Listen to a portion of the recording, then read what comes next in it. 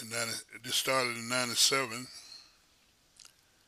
They can do away with the license by January 1st, 1999. And during this time, Governor Mr. Glendinning was the governor at the time. He called me at home, left a message saying he was authorizing me to go out at any time, set up and sell my barbecue any place I please. And he said if anybody stopped, harassed me, bothered me in any kind of way, so I can record this message and play it for him. Okay, that went fine. When they started coming later on, well, they didn't supposed to mess with anybody before '99. State controller people started coming to me in '98. First time they came, I went to the office and played the governor's message for them. 6, 7 months later, they sent another man with the threat of closing me up. See, the laws didn't protect me for the past uh, 25 years doing business. The laws didn't protect me. Anybody that felt they wanted to stop passing uh, with some type of threat to get me off the road, it was okay. Well, it was okay for them, but it caused a lot of stress for me because even though I've been in business all these years, I could never plan like other businesses. If I found a good deal on ribs, a good deal on anything, plates, if it was a good sale on, I couldn't take the advantage of it because I never knew from one week to the next week or 1 month to the next month what would happen. And that turned out to be so true.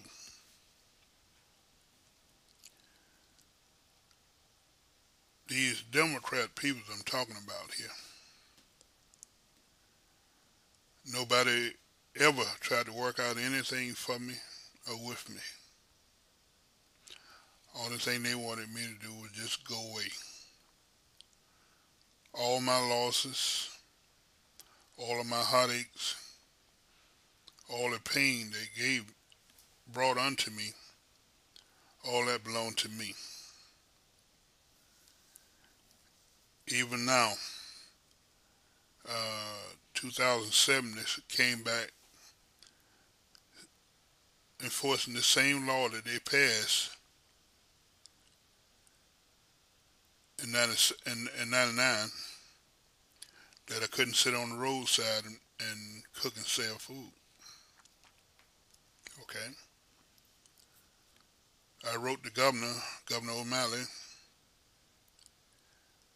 He say he done so much for us, but I don't know nothing he done. I asked for an appointment,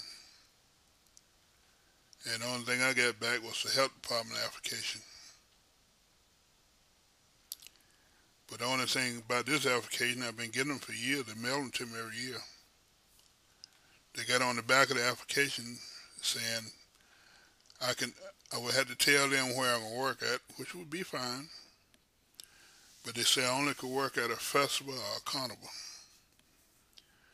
Well, if you know anything about the vending business in this area where I live, Prince George County, you don't have festivals here in the wintertime.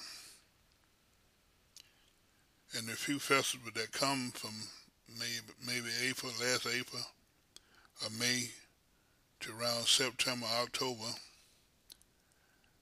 most of them, they already got their people lined up before they even get here. People that have been dealing with them for years. And most of them are not being prejudiced or racist or anything. Most of the people that they have lined up for those festivals is white people. It's a shame that I can say if I wouldn't have been a black man, I wouldn't have had the problem that I have and I had in Prince George County just trying to operate a business.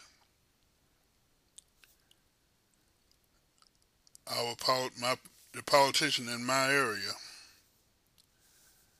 they ain't got nothing going for black people. But yet and still, election time, all the Democrats run out in Prince George County where I live and gobble up all of the votes. And they're the same people that do nothing for us.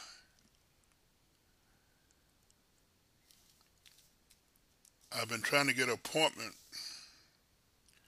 with a governor in this state ever since 86. I've been trying to get an appointment with a county executive ever since 85. Back in 85, I was on the fifth floor of the administration building. When I was going through all that stuff at first, I have been right outside of the door of the county executive office, Glenn Denny office at the time. He was county executive during that time. He was the one who was trying to get rid of me, so I was just right outside his door, and he wouldn't allow me to come in and speak with him. He had this one lady named Debbie Miles. Her name was Debbie Miles at the time. I know she got married, but it was Debbie Miles at the time. He said to her what he wanted to say to me, and I would have to say to her what I wanted to say to him.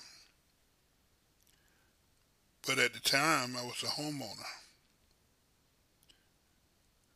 and I don't know what the qualification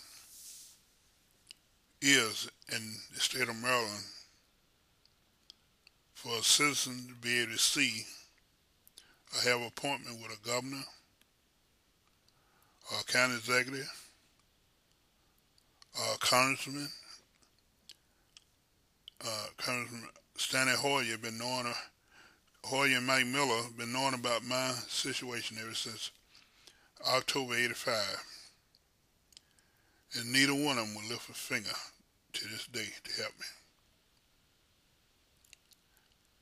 But I don't know what is the qualification in the state of Maryland for you to be able to see the people you stand there and vote for. Donna Elvis just got in 2 years ago. She was a congressman. She took Albert Wynn place, and I tried for years to see him. She come in, and she just got there 2 years ago. When she was running 2 years ago, I voted for her. I wrote her a letter last November. They called me back in January, her secretary, and she called me and told me she only do federal work. There's nothing she can do for me. I said, well, I told her secretary, I wish she'd have told me when I was voting for her that there's nothing she can do for me. I wouldn't have voted for her.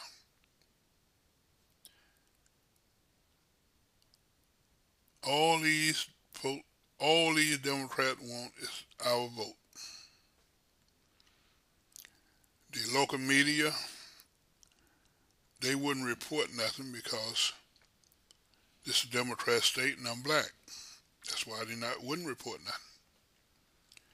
I was told years ago I fell through the cracks of the system. NAACP, I tried them. Only thing they doing is having their parties and saluting each other. They ain't, looking at them the way they do. You would think blacks still don't have a problem in being in this America.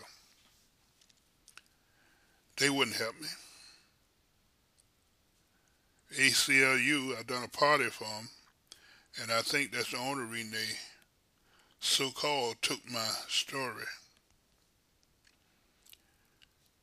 took my case or whatever. But the lawyer they sent me to, he wouldn't represent me. Everybody that I named that I had come in contact with when I went to him was his best friend. He knew them. And he wasn't going against his best friends for me. I found no lawyer to represent me.